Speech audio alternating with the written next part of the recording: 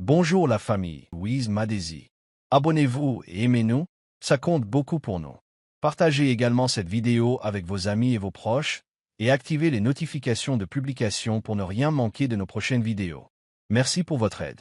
Installez-vous confortablement et détendez-vous pendant que nous plongeons dans l'histoire. Pise Okoro n'a jamais été du genre extravagant. Bien qu'elle soit née dans une famille extrêmement riche, elle trouvait du réconfort dans la simplicité.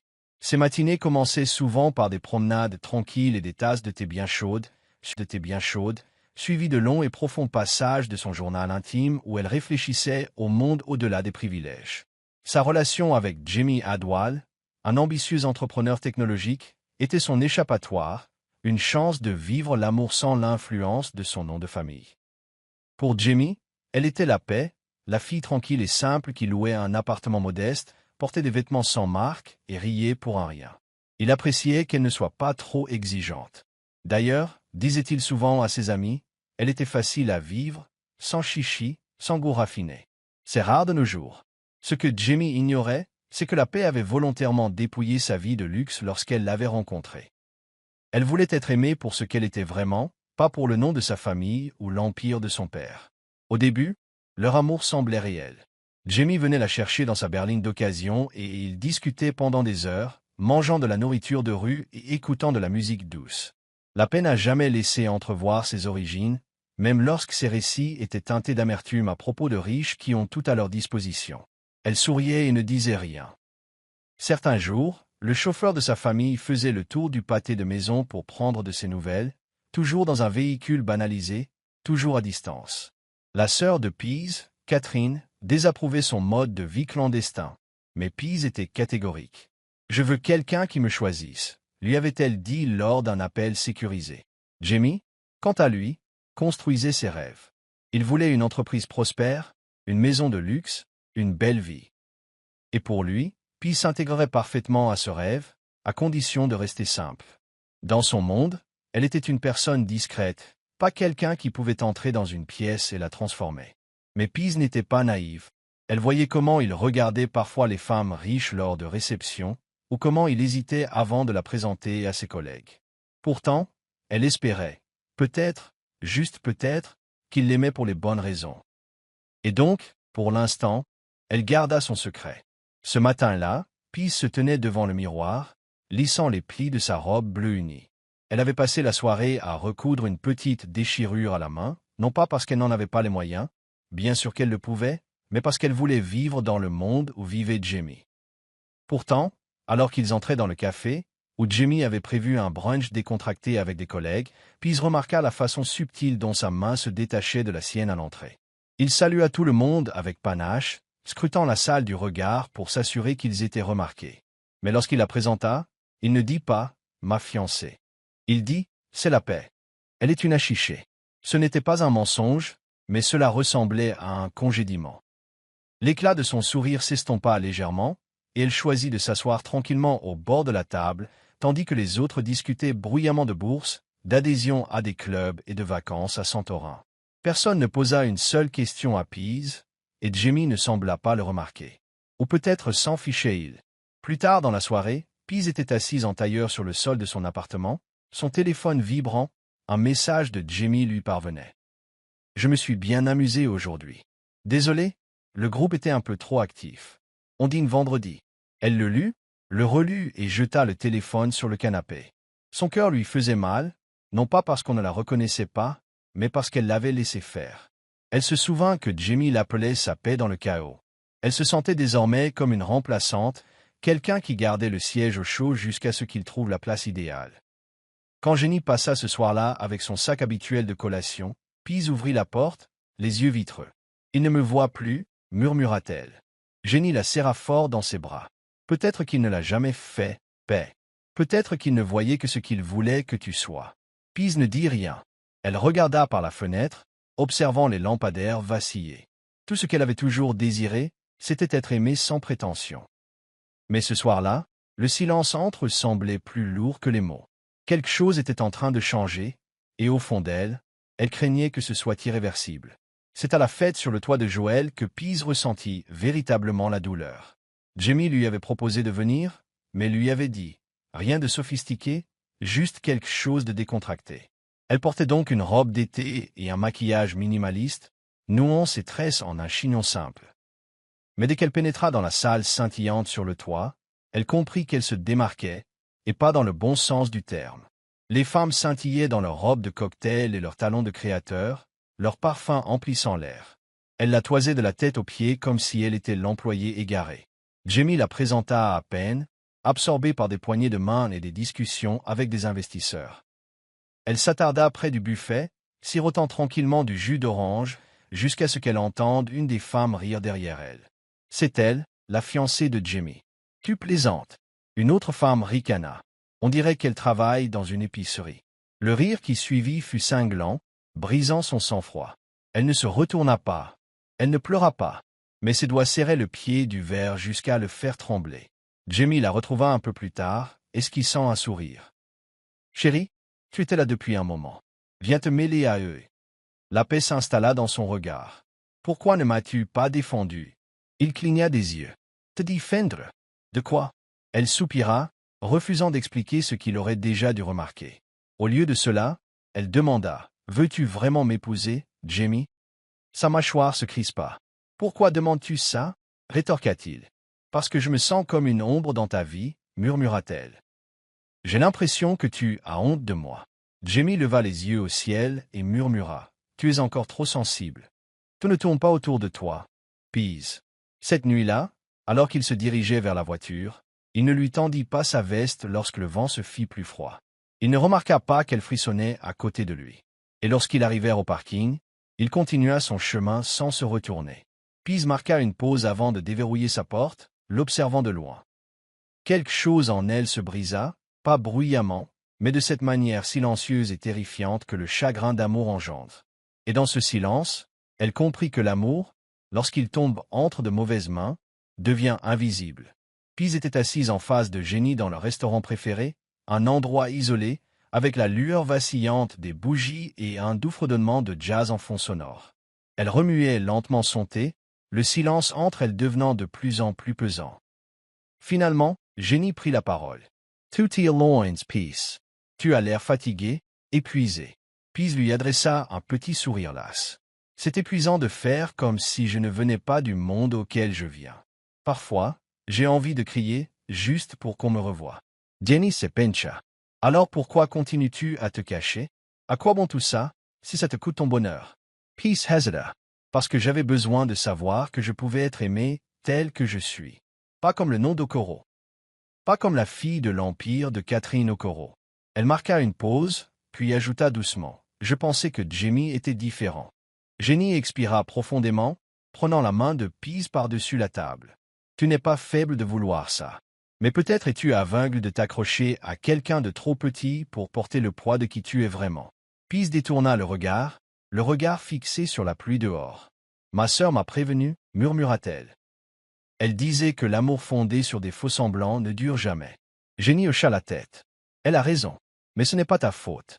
Tu as donné ton cœur avec sincérité. C'est lui qui te laisse tomber. » Pease cligna des yeux pour calmer la douleur dans ses yeux. « Je n'arrête pas de penser que si je l'aime encore plus, il me verra. Mais je commence à comprendre qu'il ne voit que ce qui lui convient. » La serveuse déposa l'addition et Jenny paya en silence. Alors qu'il s'enfonçait dans la nuit, Jenny posa une main ferme sur l'épaule de Pease. « Tu as toujours été suffisante, avec ou sans lui.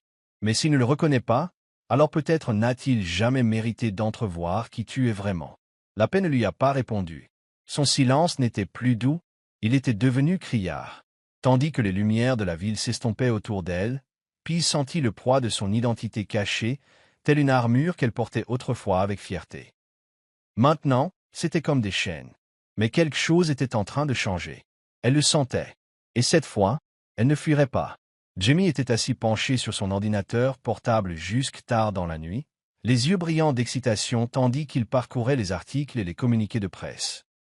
La dernière expansion du groupe Okoro en Afrique de l'Ouest venait de faire la une des journaux, et les rumeurs d'un nouveau partenariat avec de plus petites startups technologiques mettaient tous les entrepreneurs en émoi. Jamie avait déjà soumis sa proposition, claire, soignée et sur mesure, mais il y avait un hic. Personne ne savait qui était réellement l'héritière du groupe Okoro. Elle opérait dans l'ombre, et l'entreprise l'avait délibérément cachée du public. Si j'arrive à décrocher ce contrat, murmura Jamie, je n'aurai plus jamais de compte à rendre à qui que ce soit. Il remarqua à peine Pease entrer dans la pièce avec un bol de son porridge d'igname préféré. Elle le déposa doucement et demanda « Veux-tu manger quelque chose ?» Sans lever les yeux, il lui fit signe de la main. « À plus tard, ma belle, je suis à 2 doigts de quelque chose de grand. » Pease hésita, regardant la lueur de l'écran se refléter dans ses yeux, mais la chaleur de sa voix avait disparu. Elle s'assit à côté de lui sur le canapé, essayant de comprendre le feu dans sa voix. « Qu'est-ce que c'est que ça ?» demanda-t-elle doucement. Jamie s'est finalement tourné vers elle. « Il y a cette énorme entreprise, le groupe Okoro. Tout le monde veut en faire partie. Ils ont envoyé des invitations exclusives pour présenter des propositions à leur mystérieuse héritière. Personne ne sait qui elle est, mais on dit qu'elle est brillante. Si je parviens à l'impressionner, ma vie changera à jamais. » Pease se figea une seconde, masquant le tressaillement qui avait failli lui briser le sang-froid. Et si elle n'était pas impressionnée par les frimeurs? Jamie Ritt. S'il vous plaît, ces gens-là veulent du pouvoir, du prestige, de l'éclat. C'est le jeu. Ses lèvres s'entr'ouvrirent, mais aucun mot ne sortit. Il ne savait pas. Et visiblement, il ignorait totalement que la femme qu'il poursuivait dans les salles de réunion était celle qui se tenait à ses côtés, en pantoufles et t-shirts délavés. L'ironie était cruelle, et Pease la ravala en silence. « Bonne chance alors » murmura-t-elle en se levant du canapé. Jamie n'entendit pas le léger tremblement dans sa voix, ni ne vit le bol de nourriture qu'elle avait laissé derrière elle. Son ambition avait tout englouti, même la seule personne qui l'encourageait discrètement d'une manière qu'il ne comprendrait jamais. Dans les jours qui suivirent, Jamie devint de plus en plus obsédé par l'idée d'impressionner le groupe Okoro. Il renouvela sa garde-robe, troqua sa voiture contre un modèle de luxe loué et commença à s'exercer à adopter un ton de cadre devant le miroir. Pease observa de loin l'homme dont elle était tombée amoureuse se transformer lentement en une personne méconnaissable. Au dîner, il parla davantage des tendances du marché que de souvenirs. Quand elle se souvenait d'une promenade qu'ils avaient faite sous la pluie, il répondait « On devrait refaire ça sur un yacht un jour, quand je serai grand. » Le fossé s'est creusé comme une fissure dans le verre, silencieux au début, mais s'est rapidement étendu. La paix attendait l'homme qui s'asseyait autrefois en tailleur sur le sol pour démêler ses tresses justes parce qu'il aimait ça, mais maintenant même son silence lui semblait trop simple. « Pourquoi es-tu toujours si silencieux ?» demanda Jamie un soir. « Dis quelque chose d'inspirant, paix. » Sois immature. Sa poitrine se serra. « Je pensais que l'amour suffisait, dit-elle doucement, mais peut-être faut-il aussi voir l'amour. » Il rit, manquant le poids de ses mots. L'amour, c'est bien, mais il ne conclut pas d'affaires. La paix clignotait comme si elle avait été giflée. Elle comprit alors qu'il ne se contentait pas d'aspirer au succès, il l'adorait. Chaque pensée, chaque rêve était lié au pouvoir et à la validation. Et d'une certaine manière, elle était devenue invisible dans l'ombre de son ascension. Jenny l'avait remarqué aussi. Il n'est plus avec toi, paix. Il est avec son idée de qui il veut à ses côtés quand les flashs des appareils photo éclatent, dit-elle lors d'une de leurs promenades nocturnes. Pease se mordit la lèvre, luttant contre les larmes. Il rêvait avec moi, Jen. Maintenant, il se contente de jouer. Ce soir-là, Pease ôta le simple collier que Jamie lui avait offert et le rangea dans son tiroir. Ce n'était pas par colère, mais par profond deuil de la version de Jamie qu'elle avait connue, et de celle d'elle-même qu'elle perdait peu à peu. Elle ne pouvait plus rivaliser avec un futur fantomatique. Elle ne voulait pas gagner son amour en étant quelqu'un d'autre que ce qu'elle était vraiment. Mais cela suffirait-il un jour? Jamie fit irruption dans la pièce avec une joie débordante, une enveloppe blanche à la main, le sourire aux lèvres. « Paix » lança-t-il. Il fit tournoyer l'enveloppe comme un trophée. À l'espace d'un instant, il ressembla à l'homme dont Paix se souvenait, joyeux, enthousiaste, humain. Elle sortit de la chambre, serviette à la main, les cheveux humides et bouclés aux pointes. « C'est merveilleux, » dit-elle doucement, masquant ses émotions mitigées. « Quand est-ce que je te présente mon projet? »« Samedi prochain, » dit Jamie en faisant les 100 pas. « J'ai une semaine pour tout peaufiner. Cela pourrait changer nos vies, paix. » Nous vies. Elle voulait y croire. Mais au fond d'elle-même, elle savait qu'il ne pensait pas à eux. Il pensait à l'Empire, au statut, au prestige. « Sais-tu quelque chose sur l'héritière » demanda-t-elle d'une voix égale. Jamie ricana. C'est juste que c'est un fantôme, mais je trouverai un moyen de l'impressionner. Je le fais toujours. Ce soir-là, Pease était assise seule à la table de la cuisine pendant que Jamie travaillait dans l'autre pièce. Elle fixait sa tasse de thé intacte et laissait ses pensées vagabonder. L'ironie de la situation la piquait comme du sel sur une plaie ouverte.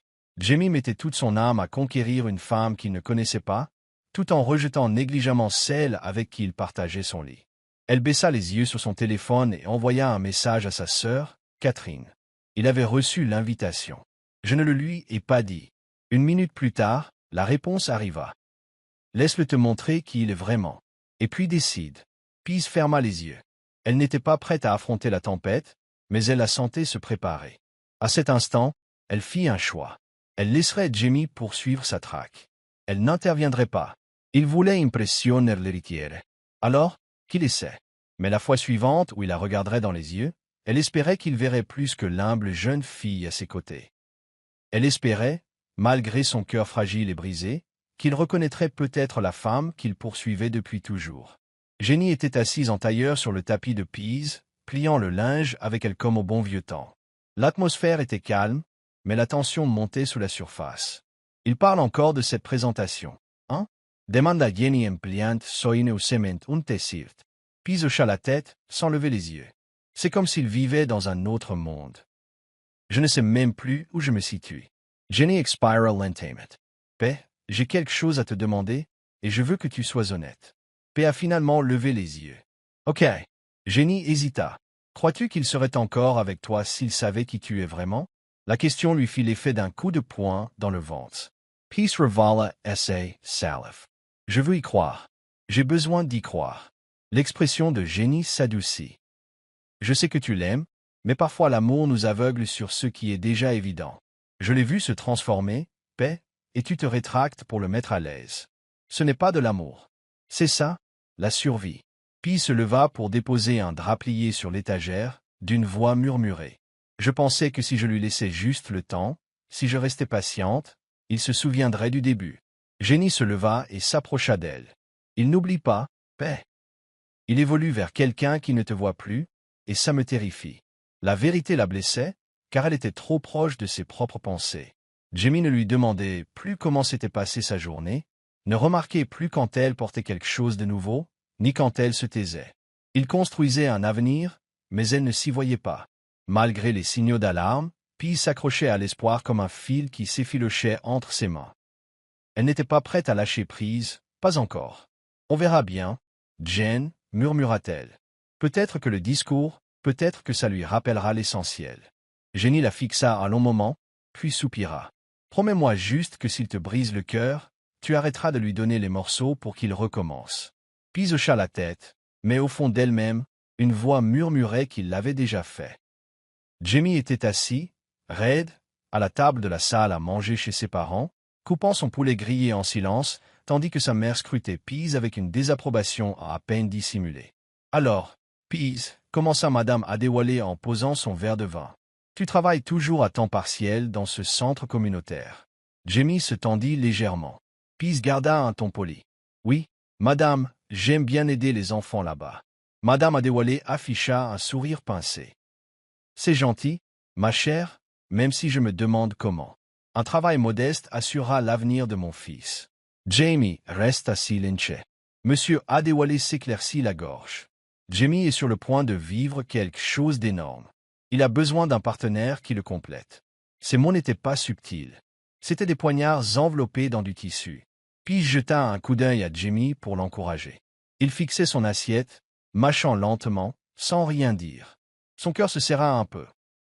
Après le dîner dans la voiture, elle prit enfin la parole. « Tu ne m'as pas défendu, dit. Ils sont juste protecteurs. »« Protecteurs » répéta-t-elle d'une voix brisée. « Ils m'ont insulté en face, et tu n'as rien dit. » Jamie serra le volant. « Silence, ce n'est pas le moment de faire des histoires. Je suis sous pression. Cet accord avec le groupe au Coro pourrait tout changer, et j'ai besoin de leur soutien. » Sa poitrine se serra. « Je ne suis donc plus qu'un fardeau maintenant. » Il soupira, visiblement irrité. « Pourquoi tu te prends pour ça? Laisse-moi juste me concentrer. » Pease tourna son visage vers la fenêtre, les larmes aux yeux. Cette nuit-là, Alors qu'elle était allongée à côté de lui dans son lit, les yeux rivés au plafond, elle réalisa une chose essentielle. Jamie n'était pas seulement indifférent. Il avait honte d'elle, et pire encore, il n'essayait même plus de le cacher. La pression exercée par sa famille n'avait fait qu'amplifier la vérité. Elle ne suffisait pas à la version de Jamie qu'ils se construisaient tous. Elle ferma les yeux, serrant les poings sous les draps. L'amour, autrefois si vif et plein de promesses, lui semblait désormais un fardeau qu'il ne souhaitait plus porter. Le soleil matinal filtrait à travers les rideaux, projetant une douce lueur sur le plan de travail de la cuisine où Pease avait posé 2 assiettes de crêpes garnies de fraises, les préférées de Jamie. Elle avait même déposé une rose blanche à côté de son assiette, celle qui, disait-il un jour, lui rappelait sa mère. C'était son anniversaire, mais elle n'avait rien prévu d'extravagant. Juste un petit déjeuner, un petit mot manuscrit et peut-être une promenade au parc. Mais Jamie n'est descendu qu'à midi, habillé avec élégance et marmonnant qu'il était en retard à une réunion. « Tu n'étais pas obligé de faire tout ça », dit-il en la dépassant pour prendre sa tablette. Pease l'observait, attendant ne serait-ce qu'un regard pour la rose. « Un sourire, un câlin. »« Jamie, dit-elle doucement, tu sais quel jour on est ?» Il marqua une pause, perplexe. « Est-ce que j'ai oublié d'envoyer quelque chose pour le pitch ?» Elle cligna rapidement des yeux. « C'est mon anniversaire. » Jamie se ficha. « Oh mince, paix, je suis désolé. Je suis débordé. Cette réunion est énorme, et je dois filer. » Il lui fit un rapide bisou sur le front et se précipita hors de la pièce sans même jeter un œil au pancake. La paix régnait dans le silence, le bruit de la porte qui claquait résonnant à ses oreilles. Elle s'affala lentement sur une chaise, les yeux fixés sur les assiettes intactes. Le mot qu'elle avait écrit pour lui reposer sous la rose, pour ne jamais être lu. Ce soir-là, Jenny arriva avec un gâteau et des ballons, son visage s'assombrissant à la vue des joues ruisselantes de larmes de Pease. « Il a oublié » murmura Pease. Jenny l'entoura de ses bras. « Alors laisse-moi t'aider à te souvenir de qui tu es. » Ils étaient assis par terre, mangeant du gâteau avec des fourchettes en plastique, le rire perçant lentement à travers la tristesse. Mais alors même qu'ils essayaient de sauver la journée, quelque chose en paix avait changé. Son cœur ne souffrait pas seulement, il commençait à s'endurcir, et pour la première fois, elle commença à se demander si Jamie l'avait vraiment vu. Le silence entre eux se fit tel du lierre, lent, constant et étouffant. La paix commença à s'installer, non par amertume, mais comme une expérience. Elle a cessé de lui envoyer ses habituels textos de bonjour. Elle ne lui rappelait plus le dîner ni ne lui demandait où étaient ses réunions. Elle a même commencé à s'habiller différemment, choisissant des pièces qui reflétaient sa véritable élégance. Chemisier en soie douce, jupe cintrée, bijoux discrets. Jamie le remarqua, mais ne le questionna pas. I'll hoke a simplement la tête, oh you fit de compliments de straits. Tu as l'air bien. Bien, marmonnait-il, les yeux toujours rivés sur son téléphone. La paix commençait à arriver en retard à leur rendez-vous, parfois même pas du tout. Il n'a jamais appelé pour vérifier, ni demandé pourquoi. Un soir, elle lui a délibérément dit qu'elle était en retard, juste pour voir s'il pouvait attendre. Il a quitté le restaurant au bout de 15 minutes sans un mot. Quand elle arriva enfin et lui demanda pourquoi il n'avait pas attendu, il haussa les épaules. « J'ai compris que tu avais changé d'avis. C'est bon. » Ce soir-là, Pease était assise seule sur son balcon, les lumières de la ville scintillant au loin. Elle appela Jenny. « J'avais besoin d'être sûre, dit-elle. J'avais besoin de voir à quel point il se battrait pour moi quand je cesserais de tout contrôler. » La voix de Jenny était basse. « Et qu'as-tu vu ?»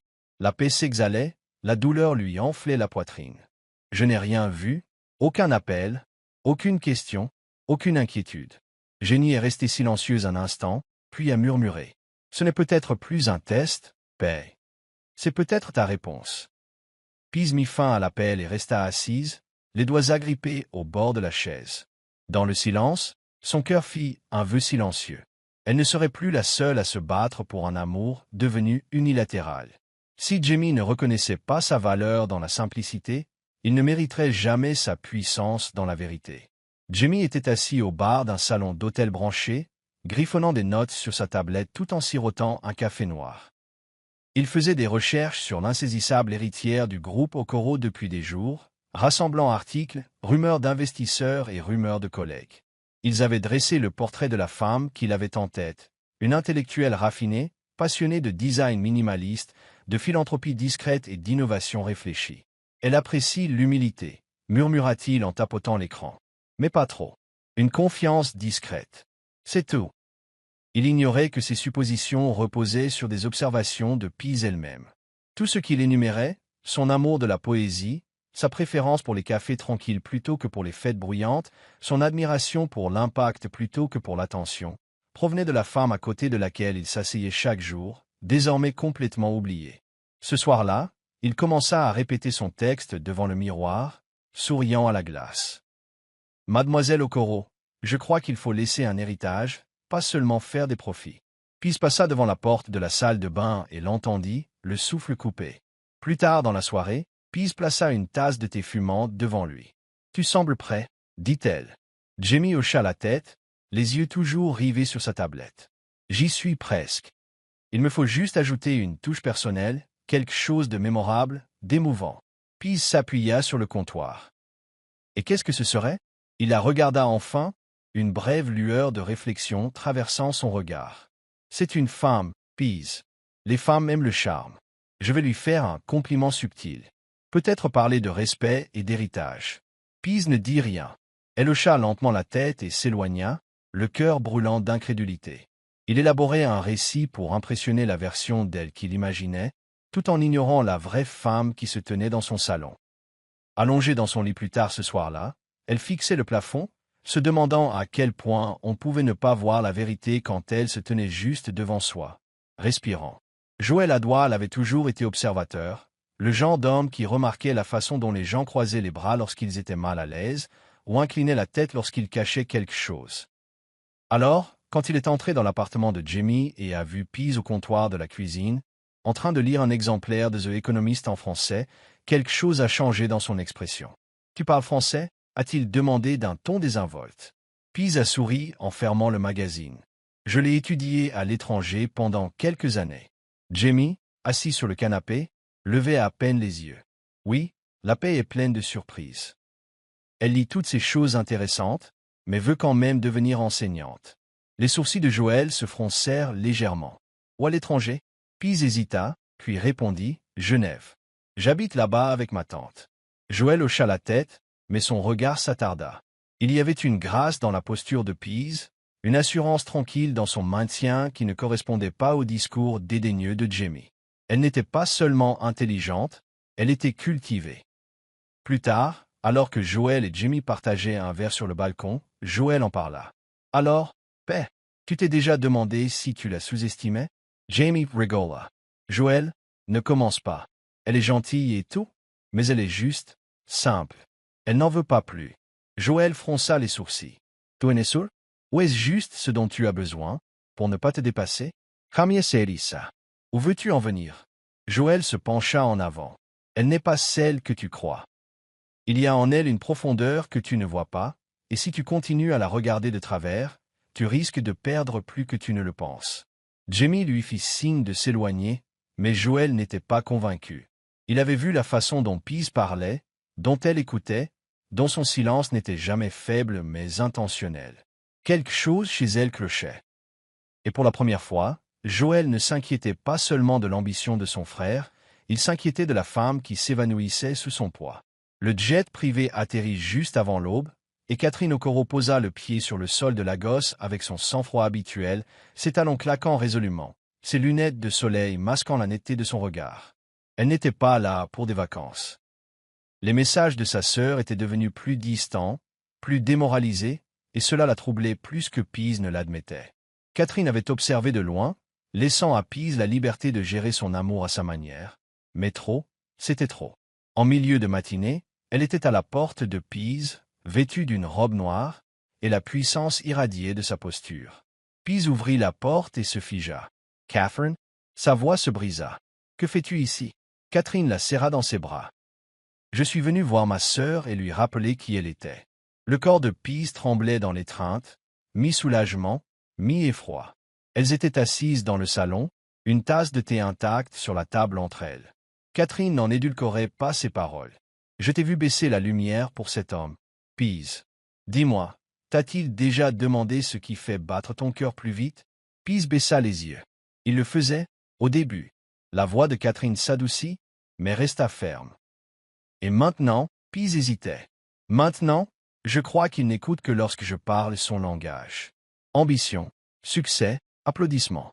Catherine se pencha en avant, la voix désormais d'acier. Tu n'as pas besoin de te rétracter par amour. Tu n'es pas fait pour être toléré, tu es fait pour être chéri. La paix essuya mes larmes. Je pensais que si j'attendais assez longtemps, il me verrait. Catherine secoua doucement la tête. Non, Kérie. Un homme qui ne peut t'aimer qu'en silence a peur de ton rugissement. La paix était là, silencieuse, la vérité s'enfonçant profondément comme la pluie sur la terre sèche. Et pour la première fois depuis des mois, elle sentit quelque chose s'éveiller, la fierté. Le bar à vin était bondé ce soir-là, les verres en cristal tintaient, les rires résonnaient sur les murs dorés, un parfum de lavande et d'agrumes flottait dans l'air. Jamie avait amené Pease pour célébrer un accord avec un petit investisseur, mais il n'avait fait aucun effort pour la présenter à qui que ce soit. Elle se tenait à ses côtés tandis qu'il échangeait des confidences avec des investisseurs en capital risque et des PDG distingués. Quand l'un d'eux fit un signe de tête à Pease et lui demanda « C'est ton assistante ?» Jamie rit trop vite. « Non, non, chest ma fiance. » L'homme haussa un sourcil, surpris. « Vraiment? Ça n'a pas l'air d'être ton genre. » Jamie rigola et ne dit rien. Pease avait tout entendu. Elle entendit le silence plus fort que l'insulte. Mais au lieu de se recroqueviller, elle se redressa, croisa les bras et regarda Jamie droit dans les yeux. Il ne la regarda pas. Il trinqua et continua à parler, faisant comme si elle n'existait pas. Plus tard dans la voiture, Pease ne répondit pas. Elle regardait par la fenêtre tandis que Jamie tapotait sur son téléphone. « Ça s'est bien passé ce soir, non ?» demanda-t-il, brisant le silence. Cet investisseur m'appréciait vraiment. Pease se tourna vers lui, sa voix calme, mais teintée de douleur. « Pourquoi ne l'as-tu pas corrigé ?» Jamie cligna des yeux. « Corriger qui ? L'homme qui a dit que je n'étais pas ton genre. » Tu as ri. Il poussa un bref soupir. Silence, c'était juste une blague. Ne dramatise pas. Sans me croire, S.I. Sarah. Tu trouves que c'est gênant d'être avec moi? Il la regarda, agacé. Pourquoi transformes-tu ça en quelque chose que ce n'est pas? Je n'ai pas de temps à perdre avec tes complexes. Son coeur se serra. Non pas à cause des mots, mais parce qu'il confirmait tout ce qu'elle craignait. Ce n'était plus de l'oubli. C'était délibéré. Cette nuit-là, elle était allongée à côté de lui, la couverture épaisse de silence entre eux. Elle lui tournait le dos, non par colère, mais par protection. Elle en avait assez d'offrir sa vulnérabilité à un homme qui l'utilisait comme preuve de sa faiblesse. Pease pliait du linge le lendemain matin lorsqu'elle remarqua un parfum inconnu sur la chemise de Jamie. Pas le sien, quelque chose de plus fort, musqué, plus cher. Elle ne l'accusa pas. Au lieu de cela, elle demanda calmement. « As-tu rencontré quelqu'un hier ?» Jamie leva les yeux de son ordinateur portable en fronçant les sourcils. « Qu'est-ce que ça veut dire ?» Elle lui montra le t-shirt. « Cette odeur, ce n'est pas la mienne. » Il ricana. « Oh, pour l'amour de Dieu. Paix. Ça venait probablement du salon. On fait vraiment ça maintenant ?» Elle plia la chemise et la posa sur la table. « Je n'accuse pas. Je demande juste. Mais c'est là qu'il a explosé. Tu joues toujours la victime. »« Quoi? Maintenant, je triche. Tu crois vraiment que je m'abaisserai à ce point alors que je suis si près du succès? Tu es paranoïaque. » La Pax si Figia.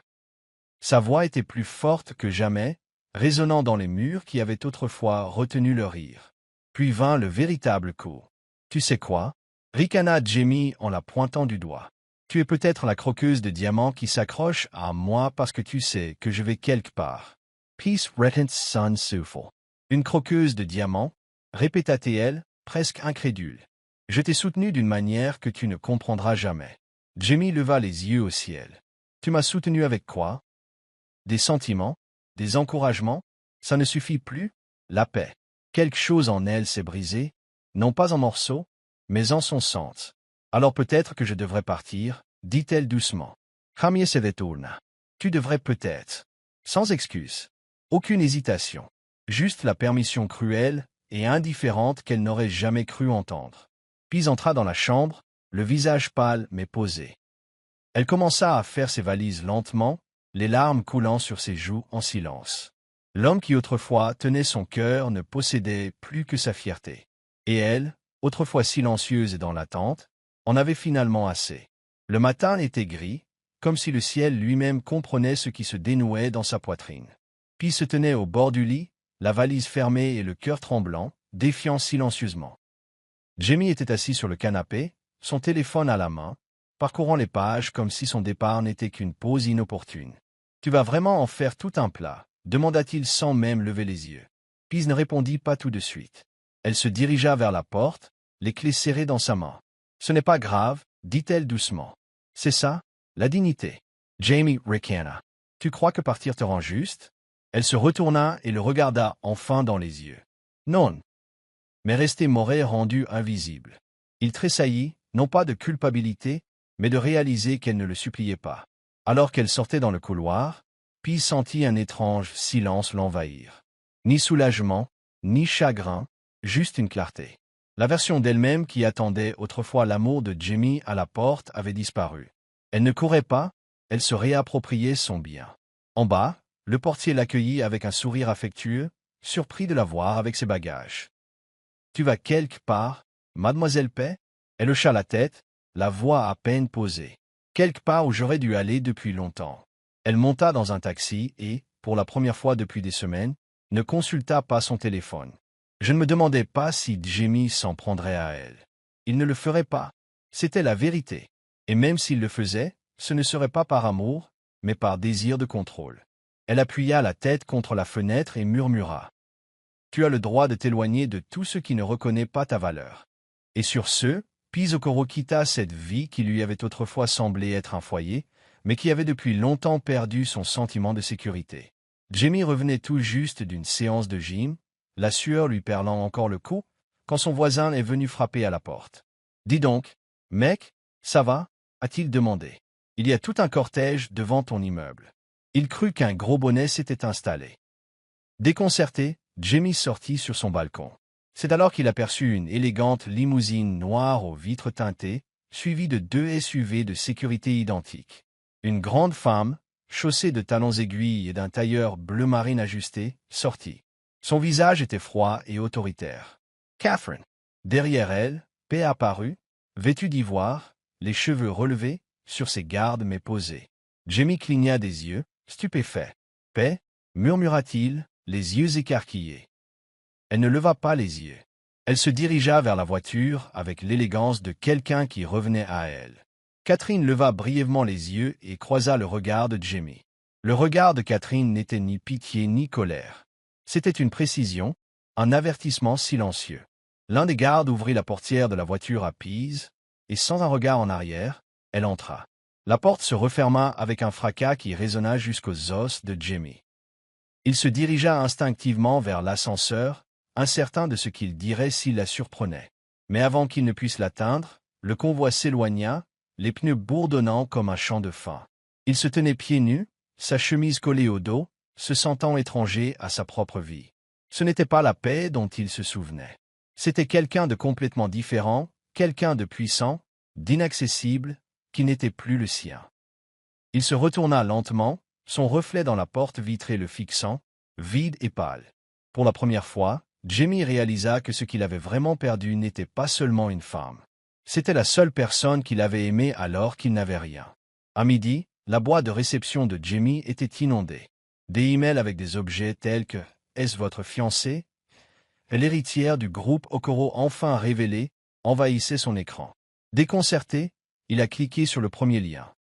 Un article de presse de dernière minute est apparu, accompagné d'une photo saisissante de Pease aux côtés de Catherine lors d'un sommet d'entreprise. Le titre disait « Pease Okoro, héritière de l'Empire Okoro, revient sous les projecteurs ». Jamie avait froid aux mains. L'article décrivait ses réalisations, sa formation en Europe, son influence discrète sur les récents partenariats technologiques. Dont un avec son concurrent, c'est automatiquement. Pease s'exprimait lors d'une table ronde, confiante et radieuse. Jamie le fixait, bouche bée. Sa fiancée, celle qu'il appelait simple, était la même héritière qu'il avait désespérément tenté de séduire de loin. Il se prit la tête dans les mains. « Que ai-je fait ?» Le téléphone a sonné. « Joël. Le savais-tu » demanda Jamie dès qu'il décrocha. La voix de Joël était calme. « Je le soupçonnais. Tu ne l'as jamais vu, Jamie. Tu as vu ce qui te faisait te sentir supérieur. Jamie se leva brusquement. Jamie se leva brusquement. J'ai besoin de lui parler. Joel Ridham-Mirmit. C'est trop tard. Jamie faisait les 100 pas. Non, elle a menti. Elle m'a laissé croire. Non, tu as cru ce que tu voulais croire. Joel intervint. Tu n'as jamais demandé. Tu n'as jamais écouté. Et maintenant, tu n'es plus qu'un nom parmi tant d'autres qu'elle a laissés derrière elle. Jamie regarda par la fenêtre, la ville en contrebas frémissante de vie. Mais tout semblait lointain. Une vague de nausée le saisit tandis que le poids de la réalité s'installait. Il avait passé des mois à poursuivre une inconnue, espérant gagner les faveurs d'un fantôme, pour finalement découvrir que ce fantôme était la femme qui lui avait autrefois servi le thé et attendu son amour. Et maintenant, elle avait disparu et était intouchable. Jamie se tenait dans le hall au sol de marbre du siège du groupe Okoro, les mains moites malgré la fraîcheur de la climatisation. Son costume, pourtant impeccable, lui donnait soudain l'impression d'être un costume. Il observait les professionnels évoluer à un rythme qu'il ne parvenait pas à suivre, tous les visages calmes, posés et sereins. Il s'est présenté à la réception, son nom tremblant sur sa langue, Jamie Adwal. « Je suis ici pour voir Mademoiselle Okoro, au sujet d'un terrain. » La réceptionniste leva les yeux, l'air indéchiffrable. « Vous n'étiez pas prévu, monsieur, mais je préviendrai son bureau. » Il attendit, le cœur battant. Les minutes passèrent. Puis un grand homme en noir s'approcha, l'assistant de Catherine. « Mademoiselle Okoro ne vous recevra pas aujourd'hui. Pour toujours. » Jamie S. leva, surprise. « Attends, s'il te plaît, juste 5 minutes. Je dois m'expliquer. » L'assistante secoua fermement la tête. Elle n'accepte plus les propositions de personnes qui la méprisent en privé tout en la louant en public. Jamie sentit les mots lui tomber dans le ventre comme des pierres. « Je ne savais pas qui elle était, » dit-il d'une voix brisée. « C'est le but, » répondit l'assistant. « Et pourtant, tu prétends l'aimer. » Les défenses de Jamie se sont effondrées. « S'il te plaît, j'ai fait une erreur. Je ne savais pas ce que j'avais. » L'homme plissa les yeux. On s'en fichait. Cela lui fit plus mal qu'il ne l'admettait. Défait, Jamie sortit du bâtiment, la tête baissée. Les portes coulissantes se refermèrent derrière lui avec le genre de fermeté qu'il réservait autrefois aux contrats qu'il n'arrivait pas à conclure. Dehors, la gosse continuait sa route sans lui, les gens se précipitant au travail, les bus klaxonnant, le soleil illuminant les voitures argentées. Mais à l'intérieur, Jamie se sentait suspendu dans les ruines qu'il avait lui-même construites.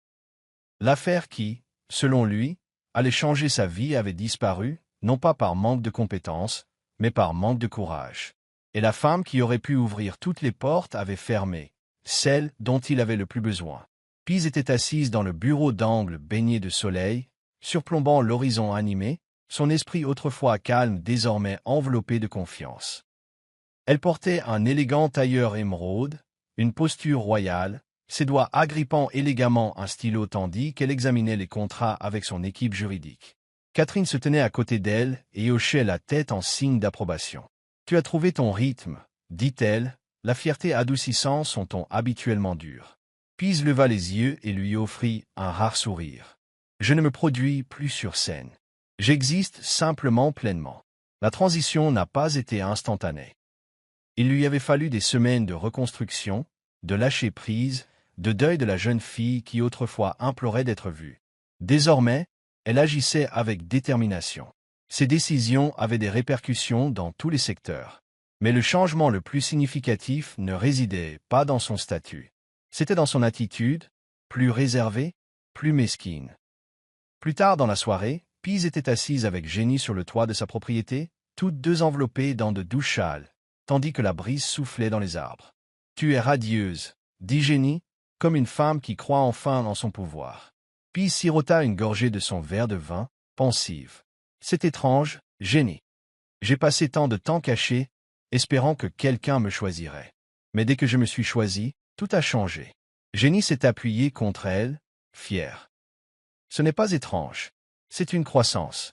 Et c'est magnifique. » Les yeux de Pise brillaient. « Parfois, je me demande s'il me regarde, s'il regrette. » Le sourire de Jenny était doux amer. « Le regret est une cage, paix.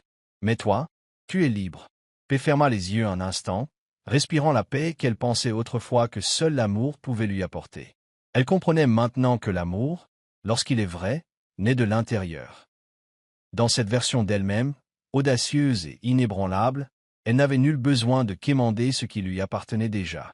Joël se présenta à la propriété d'Okoro sans prévenir, vêtu simplement, le visage marqué par quelque chose de plus que de l'inconfort, un véritable remords.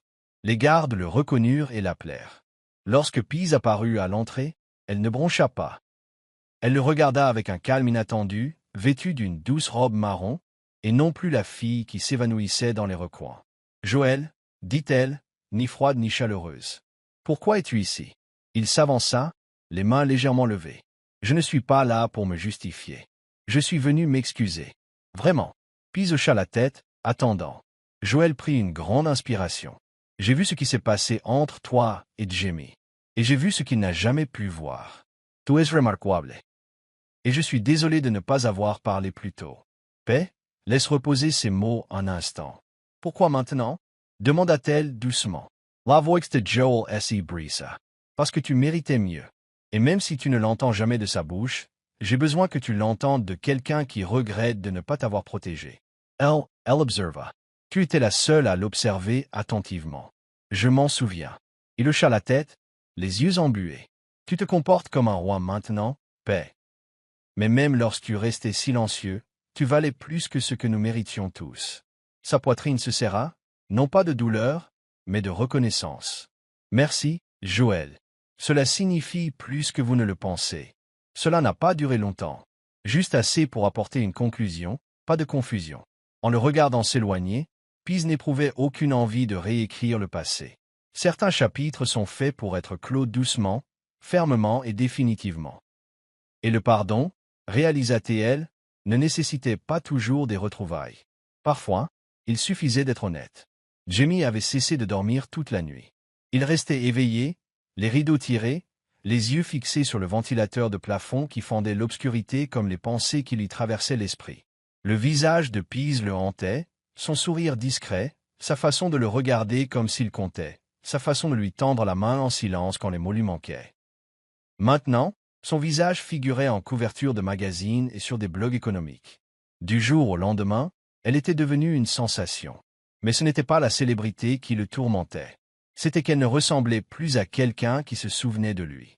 Au début, il se persuada que c'était une phase, qu'elle reviendrait. Mais plus elle restait distante, plus il devenait désespéré. Il épluchait chaque interview, lisait entre chaque ligne, à la recherche du moindre signe de son absence. Il n'y en avait aucun, seulement de l'éclat, de la grâce et une femme renaissante. Un après-midi, il passa devant une librairie et resta figé. En vitrine, un nouveau numéro de Business Vanguard était exposé, la photo de Pease ornant la couverture. Elle était vêtue de blanc, l'air calme et posé, avec le titre « La tempête silencieuse, comment Pease Okoro a changé le récit ». Jamie entra, en prit un exemplaire et dévora l'article comme un affamé. Il y était question de son leadership innovant, de son management empreint d'empathie, de son ascension dans un secteur dominé par les hommes. Elle ne le mentionna pas une seule fois, pas même à voix basse. Il referma le magazine d'un coup sec, la gorge sèche. Son téléphone vibra, un investisseur se retirait de son projet de développement d'application. Le moment n'aurait pas pu être plus mal choisi. Ou peut-être, pensa-t-il amèrement, était-ce parfait. L'univers avait un sens de l'ironie pervers. Plus elle s'élevait, plus il s'effondrait. Et tout ce qu'il pouvait faire, c'était regarder la femme qu'il avait rejetée devenir tout ce qu'il ne pouvait désormais plus atteindre, et encore moins mériter. Le gala était grandiose, avec des lustres en cristal, un quatuor fredonnant en fond sonore et des flûtes à bord dorées remplies de champagne pétillant. Jamie ne figurait pas sur la liste officielle des invités, mais un ami lui avait filé un laissez-passer. Il arriva en costume sur mesure, répétant des paroles qu'il n'était pas sûr qu'elle aurait envie d'entendre. Pease fit son entrée 2 heures après le début de la cérémonie, vêtu d'une longue robe émeraude qui scintillait à chaque pas. La foule s'écarta subtilement lorsqu'elle entra, confiante, sereine et intouchable. Jamie resta figé près du bar, un verre à la main. Leurs regards se croisèrent de l'autre côté de la pièce. Son expression resta inchangée. Ni colère, ni nostalgie, juste une reconnaissance sereine. Elle se tourna légèrement, comme pour s'éloigner. Désespéré, Jamie fendit la foule et la rattrapa au moment où elle descendait de la piste de danse. Paix, dit-il à voix basse. S'il te plaît, accorde-moi un instant. Elle le regarda pendant un instant, un battement de cœur qui dura une éternité. Puis elle hocha la tête une fois. Un instant. Il chercha ses mots. J'étais aveugle. Je sais que je t'ai blessé. Je croyais comprendre l'amour, mais ce n'était pas le cas. Tu ne méritais pas ce que je t'ai donné. La paix dominait son regard, mais son silence était plus fort que tout ce qu'il aurait pu dire. Je ne t'ai pas simplement perdu, poursuivit-il. Je me suis perdu, et je suis désolé. Elle a finalement parlé, d'une voix calme.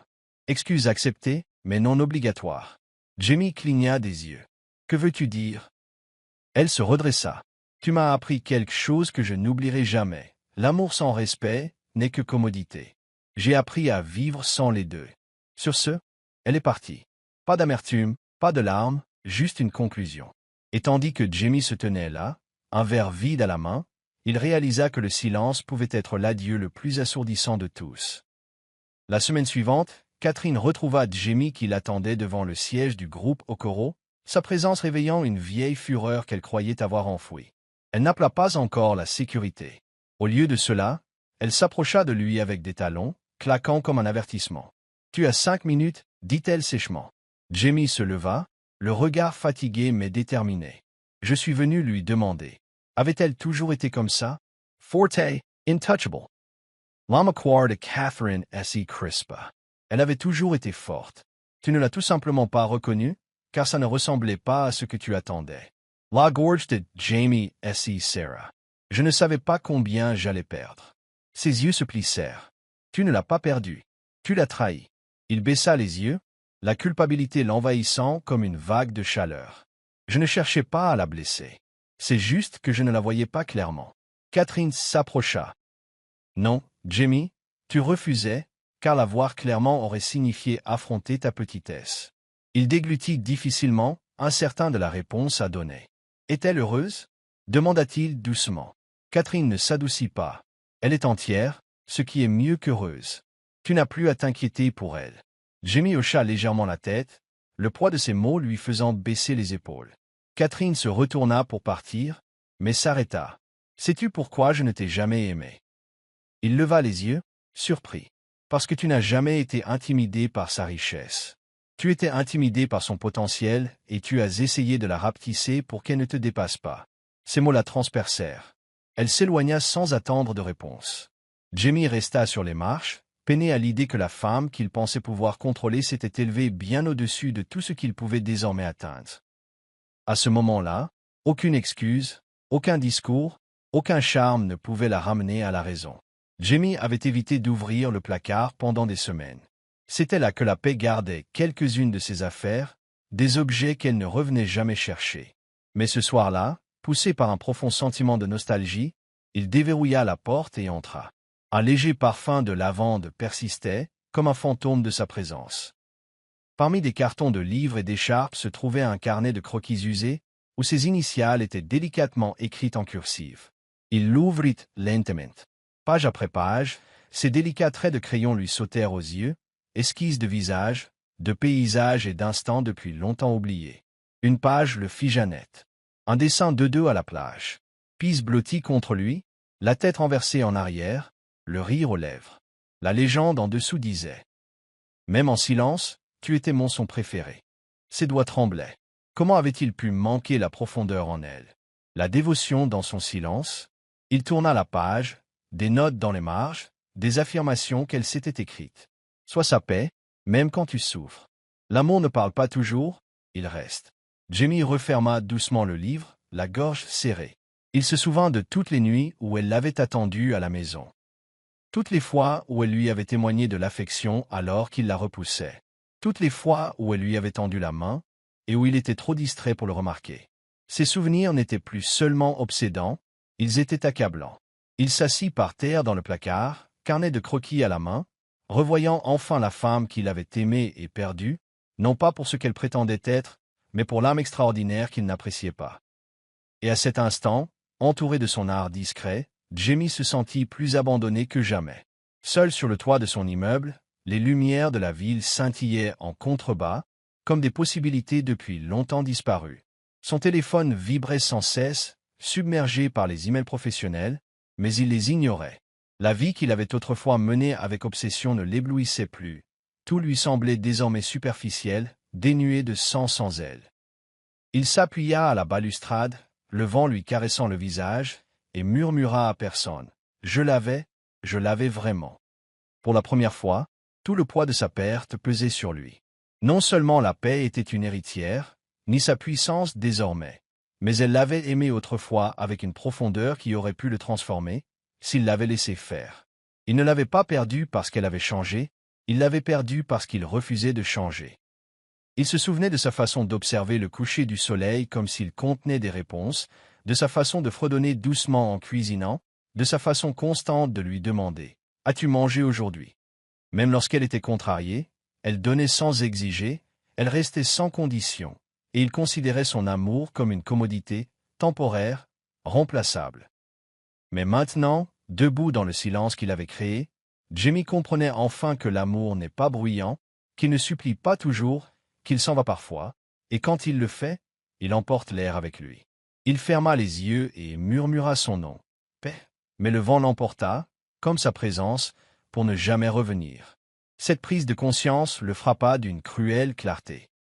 Il avait rejeté la seule personne qu'il aimait alors qu'il n'avait plus rien, et maintenant, malgré tout, il n'avait plus personne. Pendant des heures, Jamie était assis à son bureau, un stylo à la main, les pages froissées et ballottées par terre. Les mots lui étaient toujours venus facilement en réunion, lors des présentations, même lors des disputes. Mais ce soir-là, rien ne sonnait juste. Il commença enfin. « Paix, je te dois plus que des excuses, et moins que ce que tu mérites. » La lettre se transforma en confession, un déluge de regrets bruts et sans filtre. Il parlait de sa peur, de son égoïsme, de son ambition aveugle. Il lui raconta comment il avait passé chaque nuit à la voir, chaque matin à se demander si elle souriait à nouveau. Il écrivit ce qu'il aurait dû dire des années auparavant. « Tu m'as rendu meilleur. Je n'avais simplement pas le courage de grandir. » Et pour conclure, il ajouta « Même si cela ne vous parvient jamais, sachez que vous aimer a été pour moi la chose la plus proche de la connaissance de Grèce. » Une semaine plus tard, la lettre arrivait à la succession de Pease. Son assistante la lui apportait lors d'une séance de révision en fin de soirée. « De Jamie Adwal », dit-elle doucement en la posant sur le bureau. Pease regarda l'enveloppe un long moment, ses doigts effleurant le bord. Elle ne l'ouvrit pas. Elle le glissa dans le tiroir à côté d'elle sans un mot. Catherine entra quelques minutes plus tard, remarquant son silence. « Tout va bien ?» demanda-t-elle. Pease acquiesça. « Oui, nous tournons la page. » Catherine vit l'enveloppe, mais n'insista pas.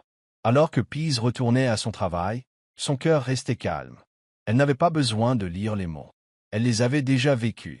Et parfois, guérir signifiait laisser le passé parler sans le laisser revenir. Elle avait retrouvé sa voix, et c'était plus puissant que n'importe quelle excuse. La paix s'éveilla avant le lever du soleil, le doux bourdonnement de la ville encore caché sous l'horizon. Elle se tenait près de la fenêtre de sa chambre, regardant le ciel passer du violet à l'or. Aujourd'hui, cela faisait un an qu'elle était partie. Il y avait eu des jours difficiles, des nuits où les souvenirs remontaient à la surface, mais il ne la contrôlait plus. Son évolution s'était faite par petites touches, discrètement. La facilité à se choisir, la confiance à dire non, la force de ne pas regarder en arrière. Elle occupait désormais son temps à des activités qui la nourrissaient. Mentorat de jeunes filles, organisation d'expositions d'art et conception de programmes pour redonner aux autres la voix qu'elle avait autrefois perdue. Jenny la taquinait souvent en disant « Tu es la paix que tu as prié de devenir. » Et c'était vrai. Elle ne se voyait plus à travers les yeux d'un autre. Elle était entière, et cela lui suffisait. Plus tard dans l'après-midi, alors qu'elle arpentait les couloirs d'un nouveau centre d'innovation technologique portant son nom, elle s'arrêta devant un portrait accroché au mur. En dessous, on pouvait lire « La force n'est pas toujours audible. Parfois, ça dure, tout simplement. » Une jeune fille s'approcha d'elle, les yeux écarquillés d'admiration. « Mademoiselle Pease, comment êtes-vous » Pease sourit et s'agenouilla à sa hauteur. « J'ai arrêté d'essayer d'être aimé de la mauvaise façon. » La fille hocha la tête, ses petites mains serrant un carnet de croquis. « You peux te déchirer. Peace Rick Dousement. Seulement si tu promets de te dessiner aussi. Tu es l'héroïne de ta propre histoire. » Ce soir-là, elle rentra chez elle, dans le confort tranquille de son espace, sa bougie préférée vacillant dans un coin. Elle se versa du thé et s'assit sur le canapé, non pas en attente, mais en paix. Elle avait appris que la conclusion ne se faisait pas toujours par la conversation. Parfois, c'était une porte qu'on fermait doucement et qu'on ne rouvrait plus jamais. La salle de bal était animée par Lagos Elite, un gala anniversaire de la Fondation des arts économiques de la ville. Pease arriva vêtue d'une robe bleu nuit fluide, les cheveux délicatement ondulés, le sourire naturel. Elle ne surprenait plus personne. Elle était attendue, admirée, célébrée. Tandis qu'elle se frayait un chemin dans la foule, un silence la suivit, non pas par intimidation, mais par révérence. De l'autre côté de la salle, Jamie se tenait dans un coin, à côté d'une connaissance commune. Il ne l'avait pas vue depuis des mois, et rien n'aurait pu le préparer à la version de la paix qui existait désormais. Elle n'était plus la fille qu'il négligeait. Elle était la femme qu'il ne pouvait atteindre. Il observait les gens graviter autour d'elle, son rire résonnant comme une musique dans un espace où il n'avait plus sa place. Leurs regards se croisèrent une fois, l'espace d'un instant. Le regard de Jamie s'attarda, cherchant une once de douceur qui pourrait encore lui appartenir. Mais Pease n'offrit qu'un doux sourire, un sourire de reconnaissance, pas d'invitation. Puis elle se détourna. Sans émotion, pas de regards indiscrets. Juste une femme qui avait fait la paix avec le passé et choisi de ne pas le perpétuer. Alors qu'elle sortait vers le jardin, elle attrapa sa robe, et Jamie la regarda partir, non pas avec colère, mais avec une résignation silencieuse. Il baissa les yeux vers son verre, réalisant que, tandis qu'il poursuivait un avenir, elle en était devenue un. Dehors, Pease se tenait sous un jacaranda en fleurs, le clair de lune dansant sur sa peau. Jenny s'approcha avec un verre. « Tu l'as vu » demanda-t-elle. Pease hocha la tête. « Oui. » Jenny hésita. « Ça va » Pease leva les yeux vers les étoiles et sourit. « Je vais plus que bien. Je suis libre. » Et dans cet instant de silence, sous le ciel nocturne, Pease savait que certaines histoires ne se terminent pas par des retrouvailles. Certaines finissent par une renaissance, et la sienne ne faisait que commencer. Voici un verset biblique personnalisé. Elle s'était vêtue de dignité, non de diamants, et pourtant le sage ne voyait pas sa valeur. Mais le Seigneur la tira du silence, devant ceux qui la raillaient, il dressa une table, inspirée par la morale de l'histoire, Proverbe 31 verset 25 et Psaume 23 verset 5. Ne mesurez jamais la valeur d'une personne à ce qu'elle porte, mais à la force qu'elle porte en silence. L'amour qui ne voit pas la valeur sans richesse n'est pas de l'amour. Le véritable pouvoir ne réside pas dans le statut social ou le succès, mais dans le courage de s'éloigner de tout ce qui exige de se rétracter. C'est tout. Qu'avez-vous appris de cette histoire? Partagez vos impressions dans les commentaires. Aimez et n'oubliez pas de vous abonner et d'activer les notifications de publication pour être averti de la sortie de nos prochaines vidéos. N'hésitez pas à partager cette vidéo avec des personnes susceptibles d'être intéressées. Merci beaucoup d'avoir regardé.